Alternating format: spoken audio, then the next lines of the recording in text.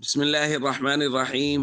عن أبي هريرة رضي الله تعالى عنه قال: قالوا يا رسول الله إنك تداعبنا.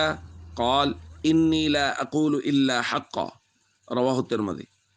صحابہ کرام نے عرض کیا: یا رسول اللہ صلی اللہ علیہ وسلم، آپ ہمارے ساتھ مذاق بھی کرتے ہیں؟ تو نبی کریم صلی اللہ علیہ وسلم نے ارشاد فرمایا: انی لا اقول الا حقا، میں مذاق میں بھی بات کروں تو میں حق اور سچ بات ہی کرتا ہوں، یعنی جھوٹ کسی صورت میں نہیں ہوتا۔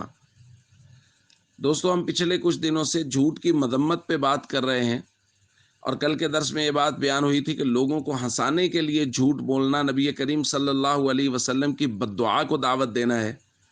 اس سے یہ تصور قطعاً نہ لیا جائے کہ شریعت میں ہنسی مذاق جائز نہیں ہے۔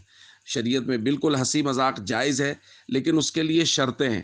نمبر ایک، حدود شرعیہ کو پامال نہ کیا جائے، شرعی دائرے میں رہتے ہوئے ایسے الفاظ کا استعمال کیا جائے جو غیر شرعی نہ ہو۔ اور نمبر دو، جس کے ساتھ مذاق کیا جا رہا ہے اس کو اذیت اور تکلیف نہ ہو، دکھ اور تکلیف دینا مقصود نہ ہو۔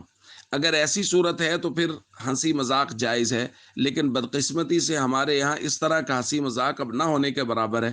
یا تو مذاق کیا جاتا ہے تاکہ جو سامنے والا ہے جس سے مذاق کیا جا رہا ہے اس کو رسوا کرنا، اس کو ذلیل کرنا مقصود ہوتا ہے، یا یہ ہے کہ حدود شرعیہ سے بالکل تجاوز کر لیا جاتا ہے، اور یا وہی صورت جو کل ہم نے بیان کی تھی کہ جھوٹ بولے جاتے ہیں کسی کی طرف بھی منسوب کر کے بیٹھے ہوئے مجلس میں، اس کو میں نے دیکھا یہ روڈ پہ جا رہا تھا، اس کے ساتھ یہ واقعہ ہوا، تو جھوٹ بولا جاتا ہے۔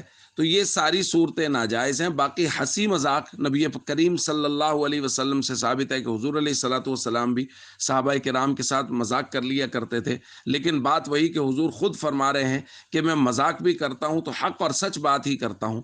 تو سچ بولنا، مذاق میں بھی جھوٹ کی گنجائش اور اجازت نہیں ہے، مذاق کی حالت میں بھی سچ ہی بولنا ضروری ہے۔ اور اگر کسی سے مذاق کیا جا رہا ہے تو اس کے لیے بنیادی باتوں کا ذہن میں رکھنا ضروری ہے کہ اس کو تکلیف اور اذیت نہ ہو اور حدود شرعیہ سے تجاوز نہ کیا جائے۔ السلام علیکم ورحمۃ اللہ وبرکاتہ۔